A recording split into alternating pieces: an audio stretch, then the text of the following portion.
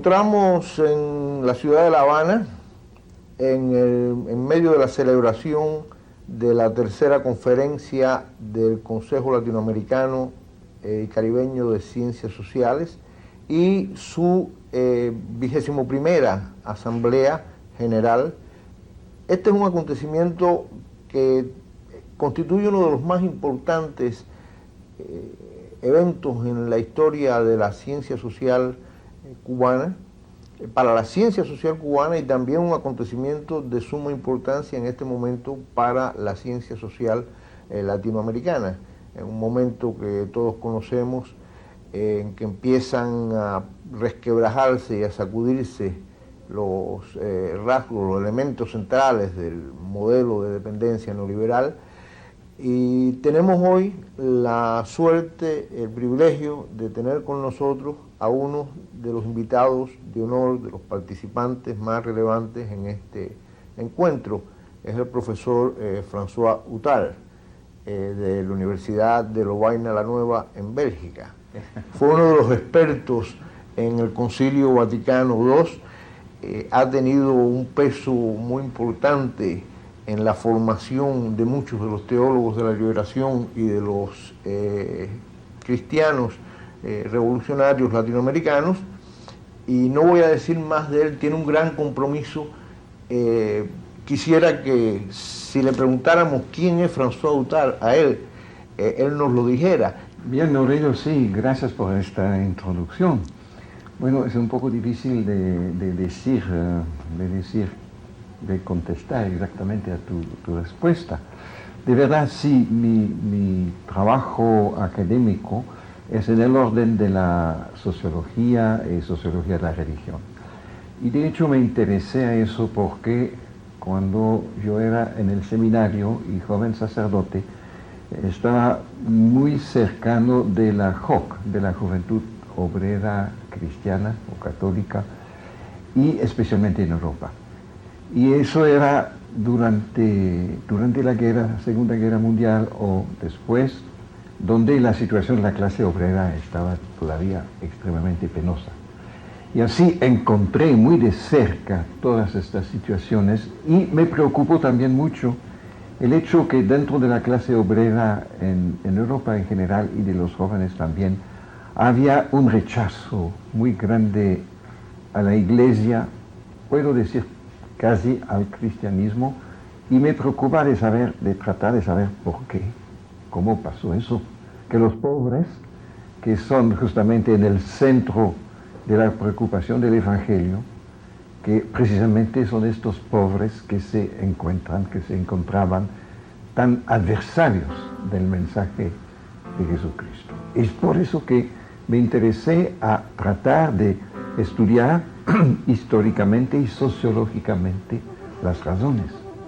Y por eso, después de mi ordenación como sacerdote, he pedido de poder estudiar ciencias sociales, que he hecho durante 3 años en la Universidad de Lovaina, en Bélgica, y después 1 año en Chicago, la Universidad de Chicago, para la sociología urbana y sociología de la religión. Pero me interesé mucho también en América Latina, y mi primer descubrimiento de América Latina fue aquí en Cuba, hace 50 años. La primera vez que vine en América Latina por un congreso, cuando yo era estudiante en Chicago, un congreso de la JOC para América Central y el Caribe. Y aquí he descubierto toda esta nueva dimensión de qué significaba la situación latinoamericana. Y como era con la juventud obrera, he podido visitar ingenios y ir en los barrios pobres de La Habana y descubrir la realidad, no solamente por los grandes hoteles o las playas. Y después de eso sí he podido, después de mis estudios en Chicago y de una enseñanza de un semestre en la Universidad de Montreal, estuve durante 6 meses en todo el continente latinoamericano, en 54, visitando la JOC desde México hasta Argentina. Y eso me hizo descubrir más y más y más, desde abajo, lo que era la situación. y me impactó mucho. Y por eso decidí de tratar de trabajar sobre este asunto para justamente tratar no solamente de entender, pero tratar de ver cuáles son las soluciones a estos problemas y cuál es la contribución que eventualmente el cristianismo como pensamiento, pero también como fuente de compromiso podría contribuir. Cuando regresé a Bélgica, mi obispo, que era el cardenal de Bélgica, me nombró como secretario en la curia arzobispal. Evidentemente es la última cosa que yo esperaba después de todo este descubrimiento, pero no duró mucho porque muy rápidamente constituí el Centro de Investigaciones Socio-Religiosas en Bélgica, que después fue integrado en la Universidad Católica de Lovaina, y así empezó mi carrera académica, pero siempre mi interés no era tanto la academia, sino cómo se podría utilizar el conocimiento científico, la investigación, para justamente actuar en el mundo concreto. Después, siendo en Lovaina, he dirigido entre 58 y 62 un estudio global sobre el continente latinoamericano, con la ayuda evidentemente de centros de sociólogos en cada país, muchos de ellos antiguos alumnos de Lovaina, para tratar de conocer la situación socio-religiosa del continente latinoamericano. Y hemos trabajado durante 4 años y finalmente se publicaron 43 volúmenes sobre cada país, sobre diferentes aspectos como la cuestión agraria, como los sindicatos obreros, como la demografía, etc. Y eso se terminó justamente al momento que el Papa Juan XXIII anunció el Concilio Vaticano II. Y como yo había trabajado con la parte más dinámica, progresista de la Iglesia, me acuerdo muy bien que uno de los que escribió un libro dentro de la colección fue Camilo Torres, y yo había pasado 6 meses en Colombia para trabajar sobre la síntesis de todo eso. Y así, al momento del concilio, el CELAM, el Consejo Episcopal Latinoamericano, que en este tiempo era progresista, ahora se convirtió en un organismo totalmente reaccionario. Pero en este momento, don Elder Camara era el vicepresidente y un obispo chileno, Monseñor Larraín, el presidente, y los dos eran personas de gran apertura. Y así me pidieron de hacer una síntesis de todo este trabajo sobre la situación socio-religiosa de América Latina para los obispos del concilio y de publicar un pequeño libro de 100 páginas en inglés, en francés, en castellano, para repartir a todos los obispos del Concilio Vaticano II al momento del inicio del concilio. Y eso se hizo, ¿sí? para que ellos podrían tener otro conocimiento, otra conciencia de lo que significaba el continente latinoamericano.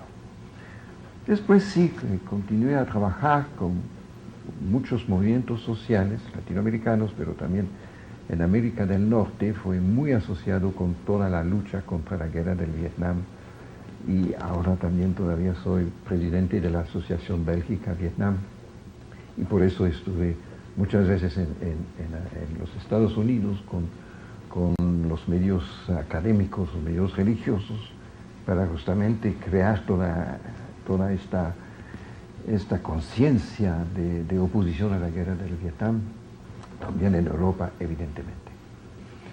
Pero durante el concilio sí fui experto por los obispos latinoamericanos y participé a la redacción de un documento que es el documento sobre la Iglesia en el mundo contemporáneo, que se llama Gaudium et Spes, en latín, que significa las alegrías y las esperanzas, ¿no? y me tocó de escribir prácticamente toda la introducción, que era de tipo un poco más descriptivo, sociológico, y de tener en mi subcomisión personas como Karol Wojtyła, que era el futuro Papa. Y durante todo el periodo entre el fin del concilio y el principio y la conferencia de Medellín, que era la conferencia para aplicar el concilio a América Latina, he trabajado bastante en América Latina en varios dominios, ayudando con la base sociológica para el trabajo social, para la liturgia, para la teología de la liberación que estaba naciendo a este momento, hasta el momento de la conferencia de Medellín, y allá me invitaron los obispos latinoamericanos como experto en la conferencia de Medellín. Llegué a Medellín, pero hubo un veto de la Santa Sede de Roma contra mi participación. Y eso provocó un cierto conflicto interno. Los presidentes del CELAM, que era furioso, pero me ha dicho, bueno, hemos tenido muchas dificultades con Roma, pero esta batalla la hemos perdida, pero si la conferencia de Medellín no va en la dirección que nosotros queremos, yo como presidente del CELAM convoco otra conferencia y lo invito a eso. Bueno, menos mal la conferencia de Medellín fue bastante positiva y se desarrolló muy bien. Bueno, como yo prácticamente consideré que mi trabajo, esta etapa de mi trabajo en América Latina se había realizada, porque había muchos otros que estaban trabajando, muchos sociólogos en sociología de la religión que fueron formados en Europa, en América, etc. Había todo. Y recibí una invitación de otro amigo mío, un sacerdote de Sri Lanka, el padre Balasuria, que después fue excomulgado hace 3-4 años por el Papa actual, después reintegrado. Y él me había dicho, bueno, ¿por qué no vienes a hacer el mismo trabajo con nosotros en Sri Lanka?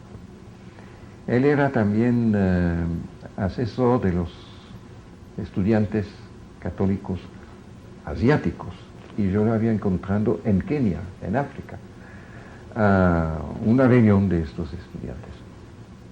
Y así, bueno, fue providencial que no me hicieron aceptarlo en la conferencia de Medellín, porque decidí de empezar un trabajo en Asia. Me acuerdo que entre tanto yo había sido invitado en Washington por una organización católica muy importante, había 5.000 personas, y el tema era la Iglesia y la Revolución en Washington. Y me habían pedido la primera conferencia sobre la historia, la Iglesia y la historia de las revoluciones. Y empecé mi ponencia diciendo, bueno, es difícil de hablar solamente de la historia, cuando hace un mes yo estaba en Saigón, en reunión clandestina con sacerdotes vietnamitas por temor de la CIA, de la CIA. Y hace otro día yo estaba en Colombia y he tenido una reunión con sacerdotes que se preguntaban si iban o no a la montaña. Así hablar solamente de Iglesia y Revolución en términos históricos es un poco difícil.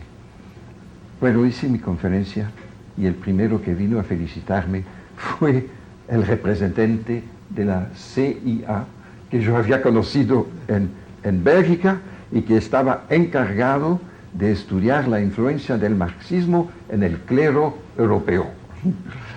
Y bueno, así son pequeñas historias. Pero así sí decidí de ir a Asia, empecé un viaje en Asia, me fui a Sri Lanka y empecé el mismo tipo de trabajo en Sri Lanka, y durante 13 años me fui cada año durante las vacaciones de la universidad en Sri Lanka.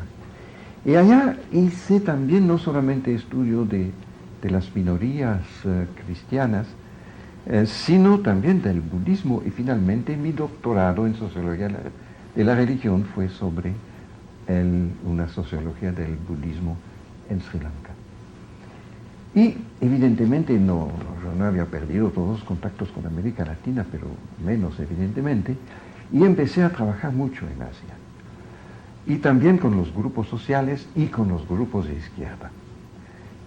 También me pidieron de trabajar en Kerala, que es un estado del sur de la India, donde el Partido Comunista estaba en el poder, también de manera única o en coalición.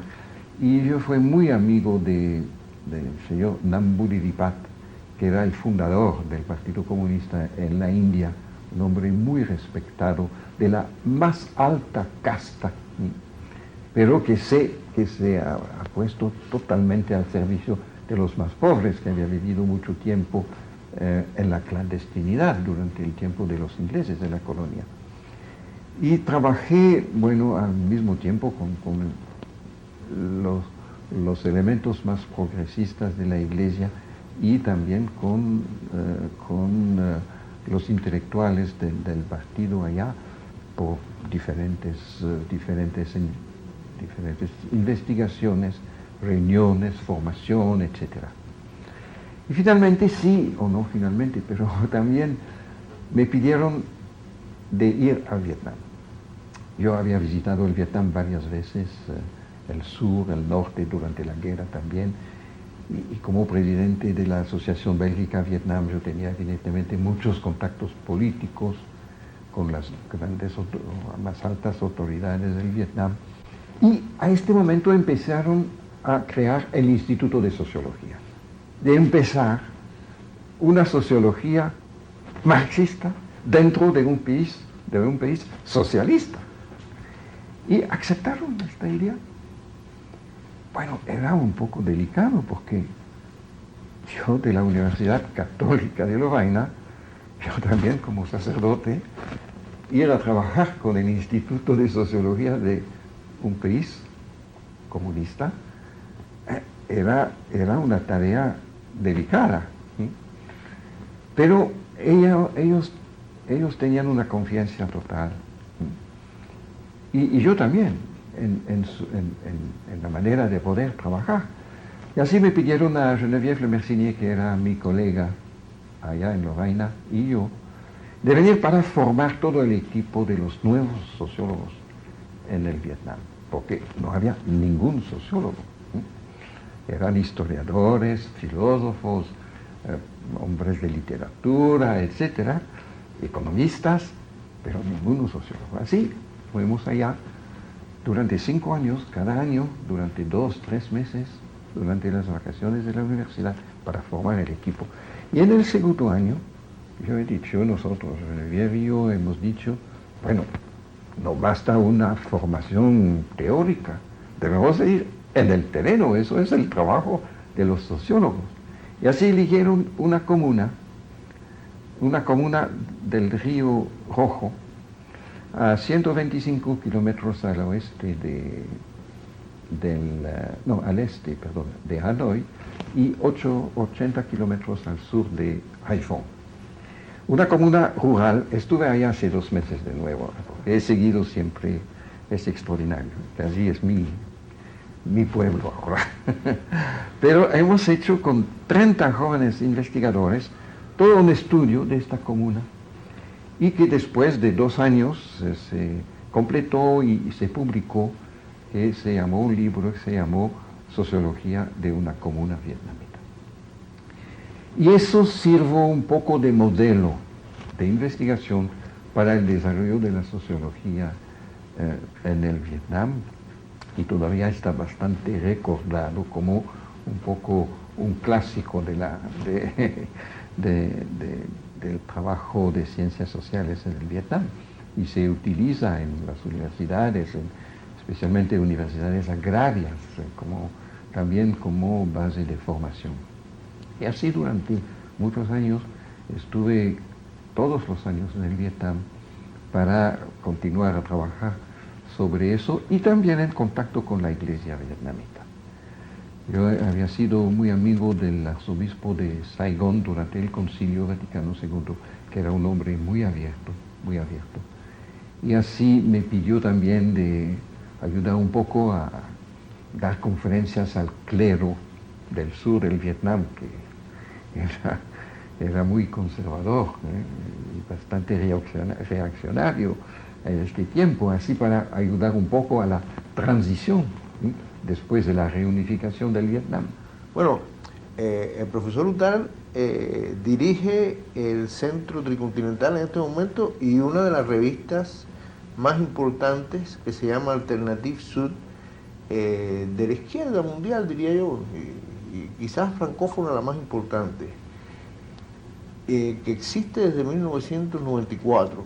Correcto. Y también Tú es miembro del Consejo de Redacción desde el principio. Tengo el honor de ser miembro fundador del Consejo de Redacción junto al profesor Utar. Y varios artículos. Y algunos artículos, sí. Y dirige también, junto con Samir Amin, el Fórum del Tercer Mundo. No, el Foro Mundial de Alternativas. Perdón, el Foro Mundial de Alternativas. Sí. Y que ha tenido un papel muy activo en todos los movimientos, en el Foro de Porto Alegre, desde su creación, y en todo este movimiento de reflexión y de promoción dentro de la izquierda latinoamericana, e incluso yo diría de reconstrucción de una izquierda latinoamericana y del tercer mundo en general. Yo creo que sería muy interesante que nos hablara un poco de su visión de la realidad que estamos viviendo hoy y de las perspectivas. Sí, de verdad, lo que justamente pasó desde 30 años fue justamente la orientación neoliberal de la economía, que de hecho significa una reorganización de la economía en función de reactivar la acumulación del capital y evidentemente de empezar una ofensiva doble en el mundo entero contra el consumo y contra el Estado. Y 30 años después de eso, y 10 años después la caída de los países socialistas europeos, se ve que había un descontento generalizado en el mundo entero. Y cuando se celebró en Lovaina, la Nueva, en Bélgica, el 20º aniversario del Centro Tricontinental, estaban don Pablo González Casanova, Samir Amin, Ernesto Cardenal y varias otras personas, Shafi Kandal de Salvador y otros amigos. Y la idea vino de tratar de hacer una cosa mundial, porque estábamos con africanos, con asiáticos, latinoamericanos, europeos, norteamericanos, etc. Especialmente la idea vino de hacer una cosa contraria a Davos. Y Davos es la ciudad suiza, donde se reúnen cada año los más ricos del mundo, de manera informal, para pensar la orientación económica del mundo, con el Banco Mundial, el Fondo Monetario y hombres políticos, etc. Nos tomó un poco de tiempo para encontrar algunos medios, pero finalmente en 99 hemos realizado la primera reunión que hemos llamado el otro Davos. Y nos fuimos a Davos.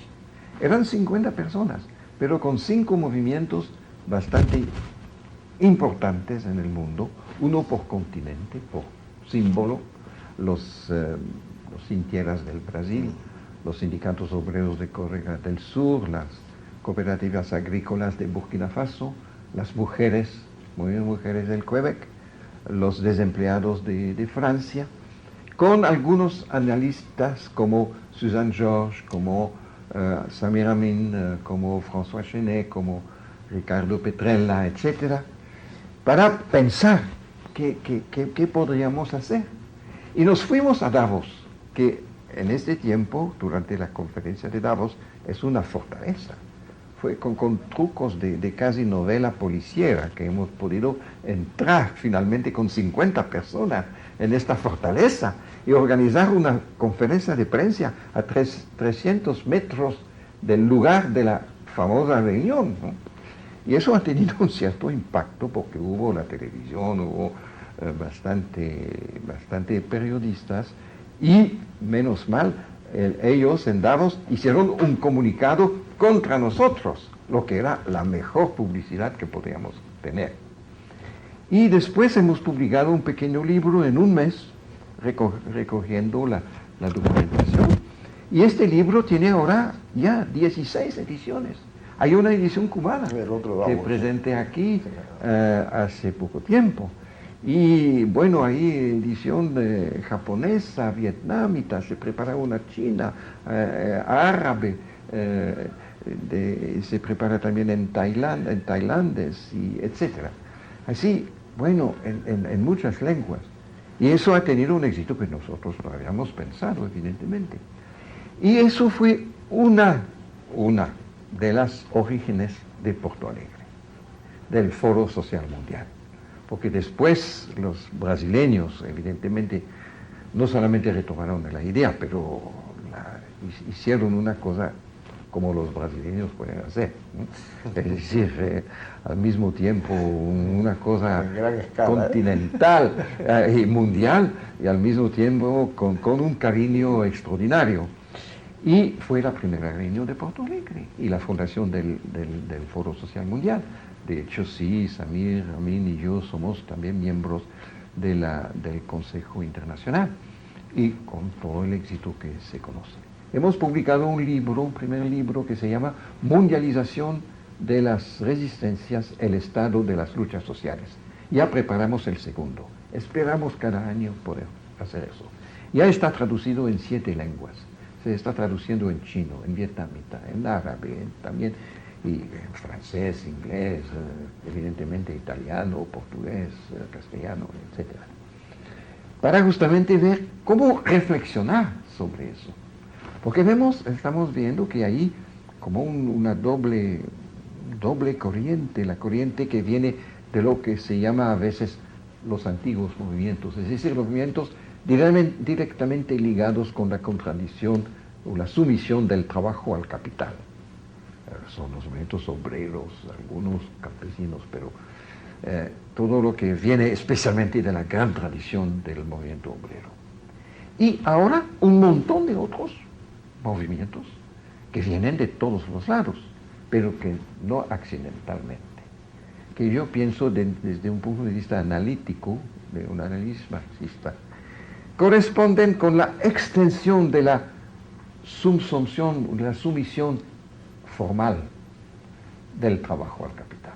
Es decir, que la mayoría de la gente del mundo, de los trabajadores en el mundo, no tienen una relación asalariada, sino una sumisión formal por otros mecanismos, que son mecanismos jurídicos, como todos los mecanismos de los planes de ajuste estructural o del OMS, etcétera, o organismos financieros, como los mecanismos de fijación de los precios de materias primas, la deuda externa, los paraísos fiscales, etcétera, que hace que ahora con la globalización no hay ningún grupo humano hoy que no está afectado por la lógica del capitalismo en su vida cotidiana. Y vemos así el estallo de movimientos de pueblos indígenas, de pueblos negros, de mujeres, de campesinos sin tierra, de ecologistas, etc.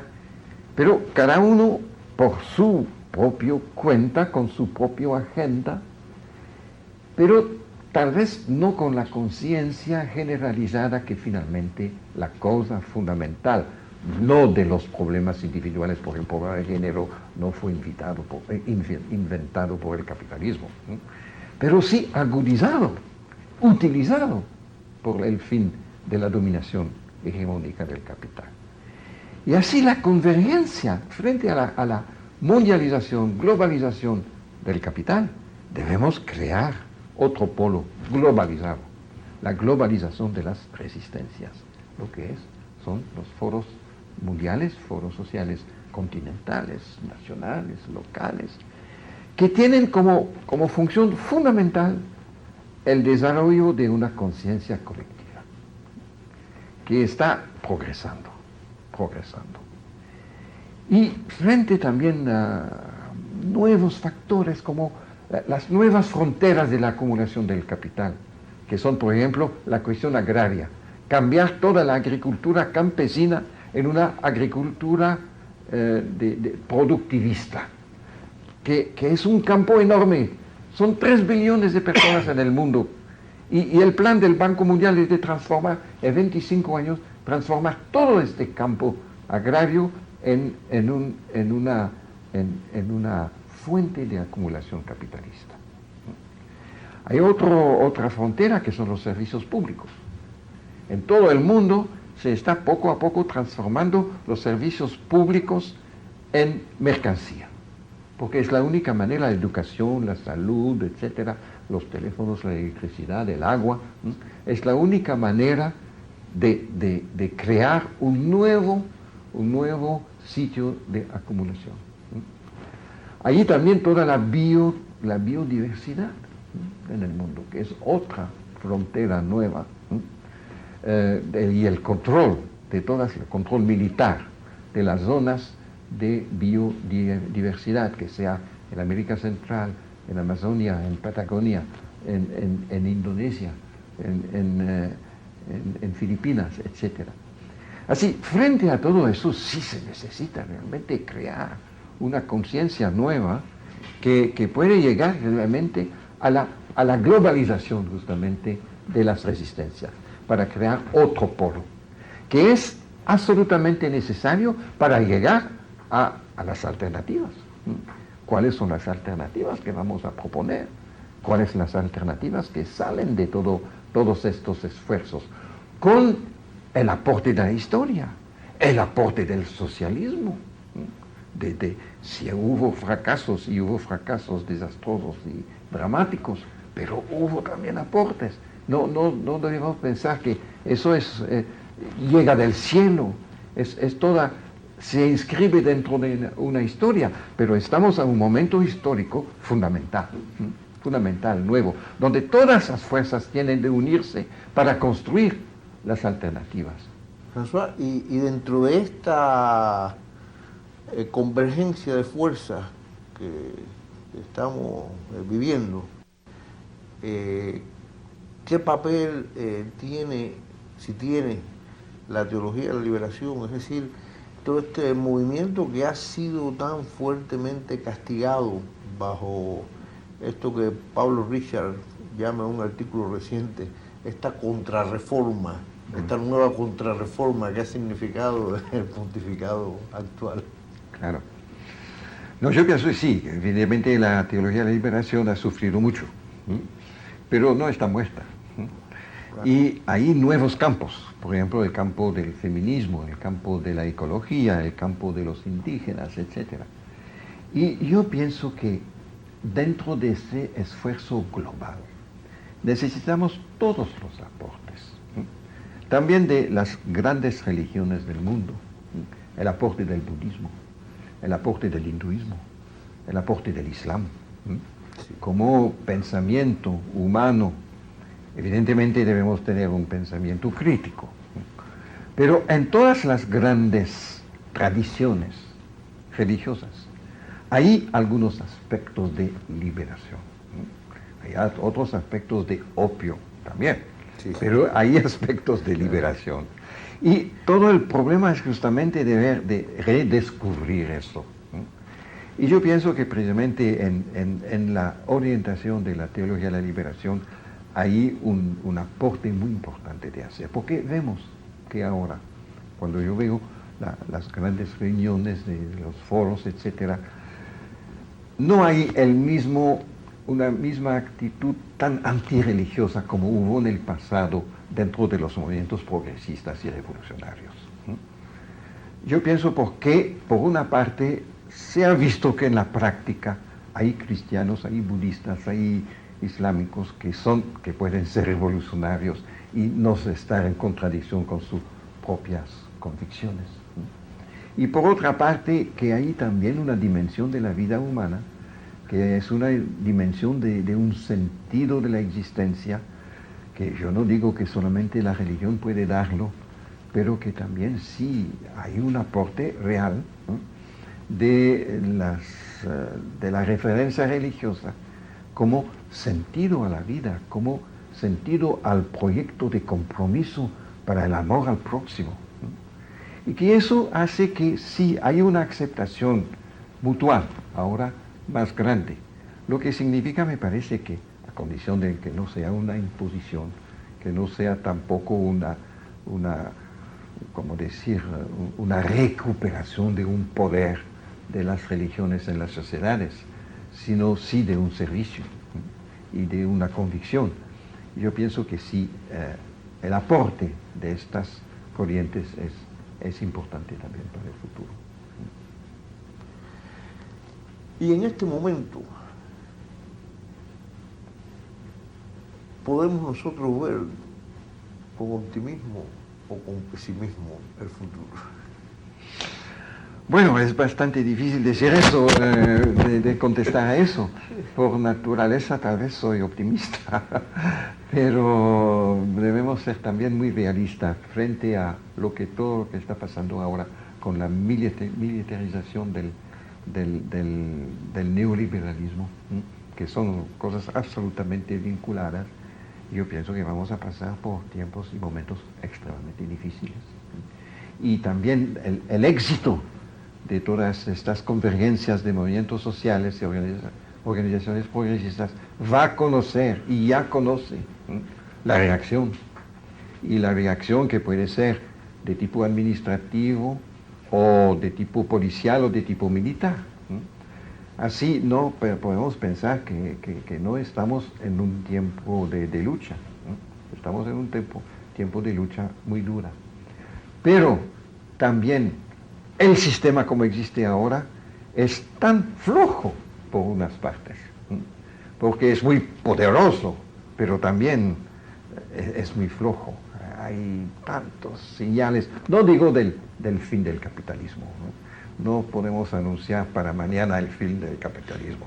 Es un proceso que va a ser un proceso largo, pero sí hay muchos señales que las cosas no pueden continuar así. Por ejemplo, en el orden ecológico, ¿sí?, que ahí hay una cosa que es un problema también para los capitalistas, ¿no? Así, sí, hay muchos señales que no se puede continuar así. Y muchos señales de una cierta conciencia social de eso, que todavía no tiene sus aplicaciones políticas. De hecho, lo hemos visto en España, por ejemplo, en Europa, con todo el movimiento contra la guerra del Irak.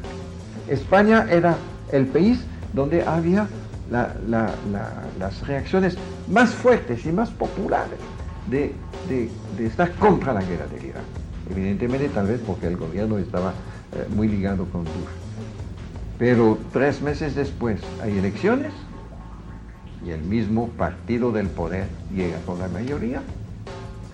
Significa que hay una falta de vinculación entre la reacción ética, ¿sí?, y una cierta conciencia social y la traducción política. Sí, ahí no todo un trabajo. No hay coherencia aún. No hay sí, yo pienso que sí hay una cierta coherencia, pero debemos analizar el porqué. ¿Sí? El porqué. Porque yo pienso que justamente en una sociedad como la sociedad de España, donde hubo la creación de una cierta clase media más grande, también de la clase obrera, con valores de clase media, etc., quieren conservar lo que han ganado. ¿Sí? Y al momento de votar políticamente, como no aparece una alternativa creíble, bastante fuerte, porque la socialdemocracia española es bastante en crisis también. Bueno, lo mejor es guardar lo que uno tiene. Y debemos tratar de analizar eso bien para no equivocarnos desde un punto de vista de la acción política. Pues, François, te agradezco mucho por este intercambio de ideas tan lleno de motivaciones y de valores reflexivos sobre la realidad actual en un momento tan importante. Como dije al principio, me satisface que te tengamos aquí en este momento y que tu dominio y la historia de tu entrega pues sea conocida también por los que tengan la dicha de ver esta entrevista.